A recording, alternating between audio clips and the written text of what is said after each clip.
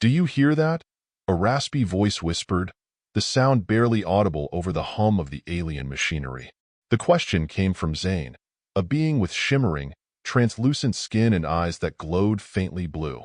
He pressed his elongated ear against the cold, obsidian wall of Cell 47. "Hear what?" Another voice replied, this one richer, deeper, and distinctly human. Nick Ryder, the only human in this cursed high-tech prison, leaned back against the wall, arms crossed. He'd learned to keep his cool, even when the situation screamed otherwise. "The walls," Zane said, his voice trembling. "They're singing." "That usually means a system-wide scan is about to start." Nick raised an eyebrow, his rugged face catching the dim, flickering light of the cell's energy barrier. "Singing walls and scans? Let me guess. It's another alien way to make our lives miserable." Zane's glowing eyes darted to Nick, a mix of curiosity and despair swirling in them. "You don't understand, human. They're not scanning for contraband. They're scanning for weakness." Nick's lips curled into a dry smile. "Good. Let them find it.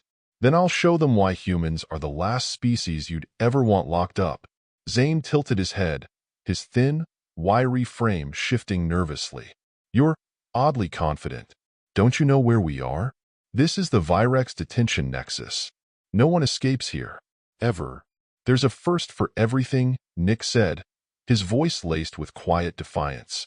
Before Zane could respond, a low, pulsating vibration reverberated through the cell. The walls seemed to shimmer for a moment, the black obsidian taking on a faint green hue. Then came the voice, mechanical, cold, and devoid of any hint of empathy. "Scan initiated. All detainees remain in designated zones. Resistance will result in termination." Zane froze, his translucent skin flickering like static on a screen.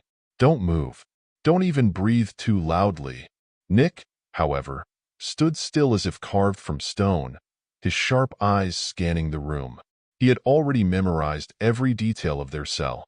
The seams in the walls, the faint vibration beneath the floor, and the energy barrier's occasional flicker. He wasn't just surviving here. He was learning. The walls pulsed again, and a thin beam of light swept through the room, scanning Zane first. The alien held his breath, his body trembling but otherwise motionless. The beam moved to Nick, lingering for a fraction longer than it had on Zane. Nick stared back at the beam, unblinking, unflinching. It moved on, and the green shimmer faded from the walls. Zane exhaled sharply, collapsing onto the low, metallic bench that served as their bed. "You're insane, human. Absolutely insane." Nick smirked. "Maybe. Or maybe I just don't scare easy." Zane studied him, his glowing eyes narrowing. "Why are you so different? Most beings here, we've already given up. But you, it's like you're planning something." Nick didn't answer immediately. Instead, he walked to the edge of the cell and stared out through the energy barrier. Beyond it, the massive expanse of the Vyrex Detention Nexus stretched as far as the eye could see. Hundreds of cells stacked in an endless grid, each containing prisoners from every corner of the galaxy.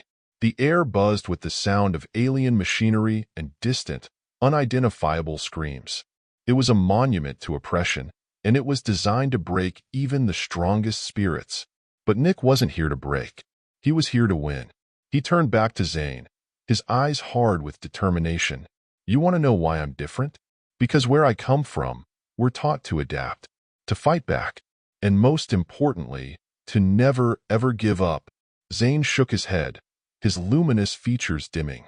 "You're fighting a losing battle, human. The Vyrex built this place to hold the universe's most dangerous criminals. They've thought of everything." Nick's smile widened, a spark of mischief in his eyes. "That's the problem with high-tech prisons. The more complicated they are, the more ways there are to break them."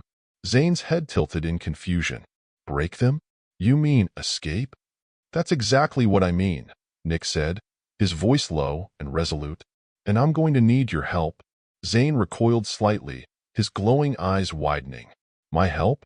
Are you out of your mind? Even if I wanted to, and I'm not saying I do, how would we even start? The energy barriers are impenetrable, the guards are ruthless, and the walls are singing.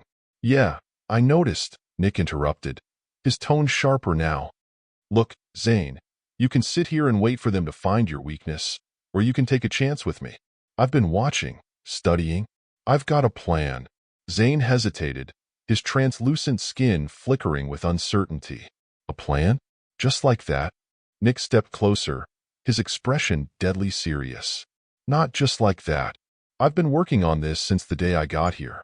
And trust me, I don't do halfway. The room fell silent, the weight of Nick's words hanging heavy in the air. Zane looked at the human, then at the cold, unforgiving walls of the cell. Finally, he sighed, a sound that carried centuries of weariness. All right, human, I'll listen. But if this plan of yours gets me killed, I'm haunting you in the afterlife. Nick chuckled, his first genuine laugh in weeks. Fair enough. Now, let's get to work. We've got an alien prison to escape. Over the next several days, Nick and Zane worked in secrecy, their movements synchronized with the prison's routines.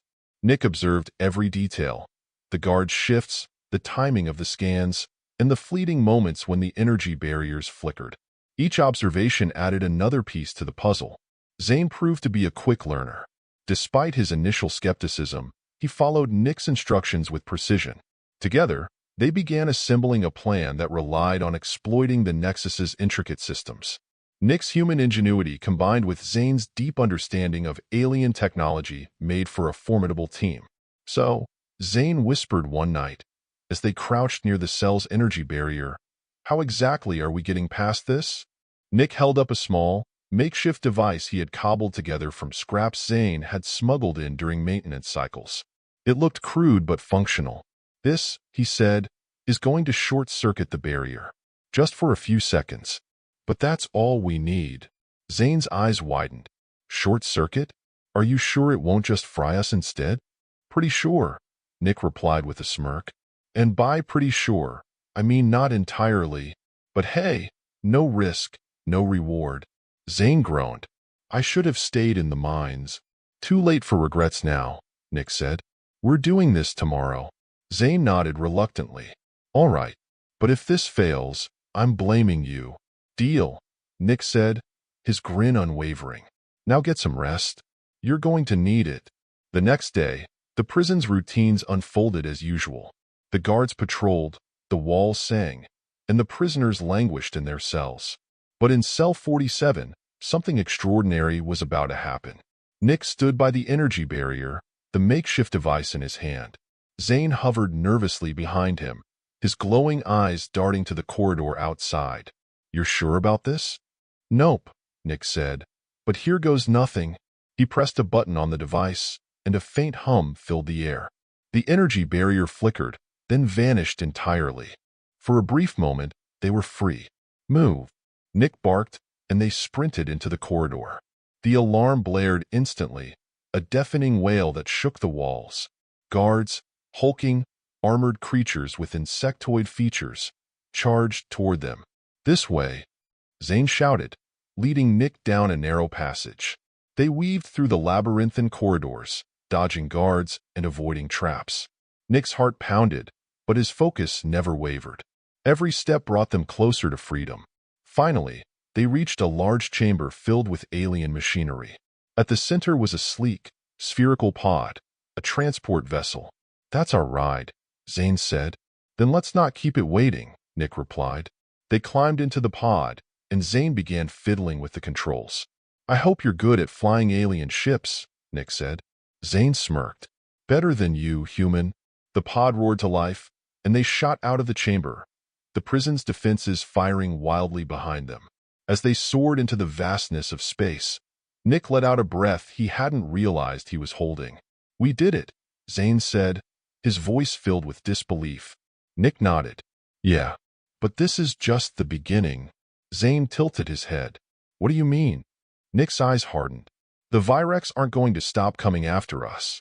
And I've got a score to settle." Zane sighed. "Of course you do." Nick grinned. "Welcome to life with a human. Now let's find a place to lay low and figure out how to take them down for good." Zane stared at Nick, his glowing eyes now betraying a hint of admiration. You really don't stop, do you? Nick chuckled, his gaze still fixed on the stars outside the pod. Not when there's unfinished business.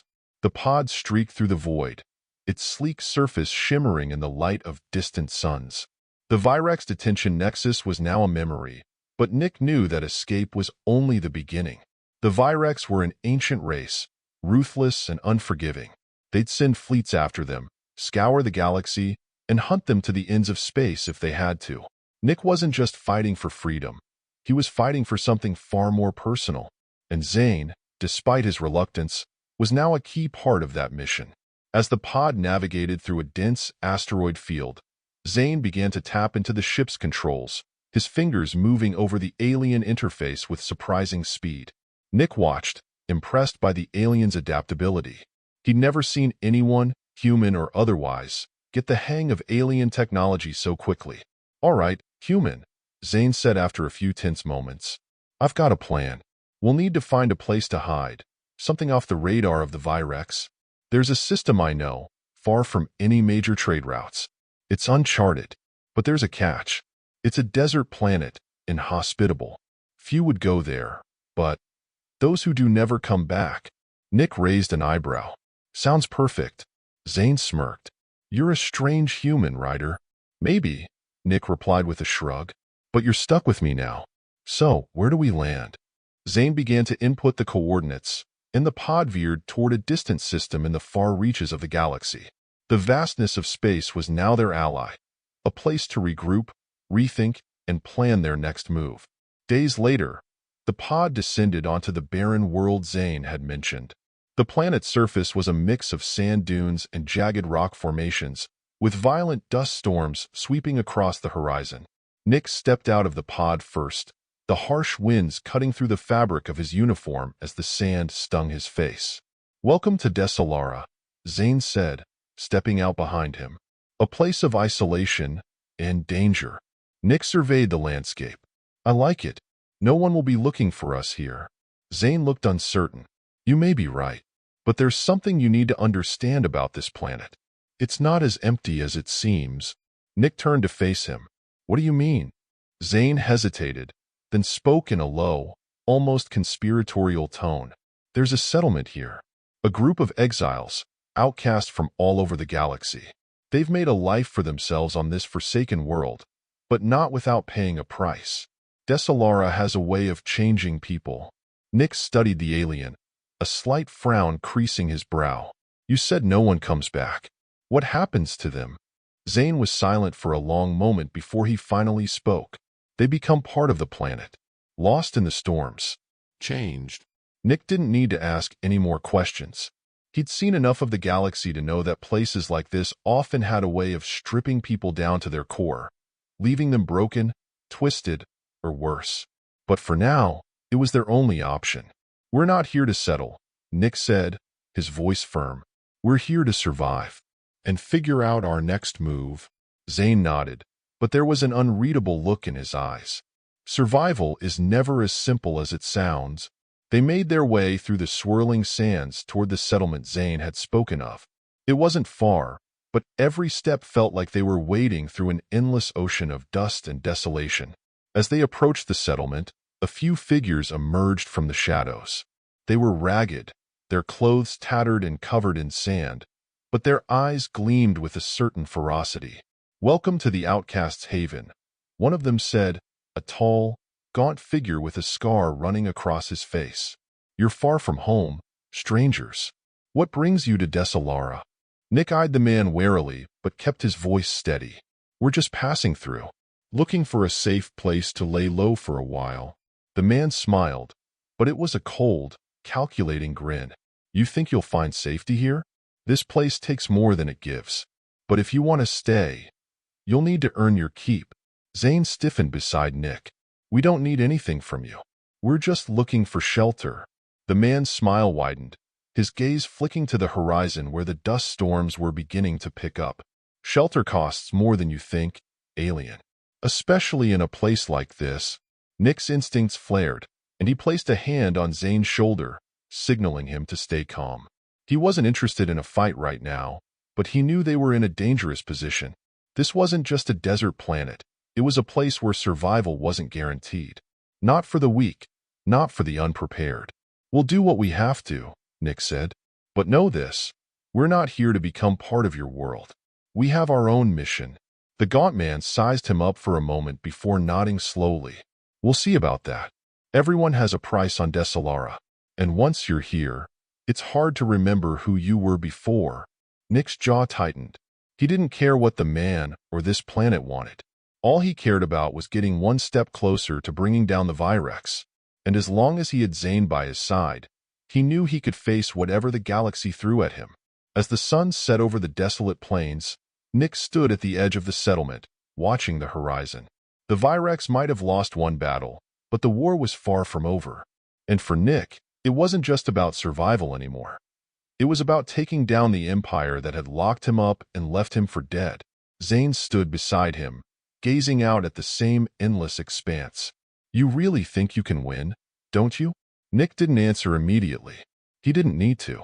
He knew the answer in his bones. "One way or another," he finally said, "we're going to make them regret the day they took us prisoner." Zane's glowing eyes flickered, the faintest hint of a smile tugging at his lips. "I don't know if I believe in humans, but I think I'm starting to believe in you, Ryder." Nick grinned. "Stick with me, Zane. We're going to make history." And in the distance, a storm began to rise. But this time, it wasn't just sand on the wind. It was the beginning of something much bigger, something unstoppable.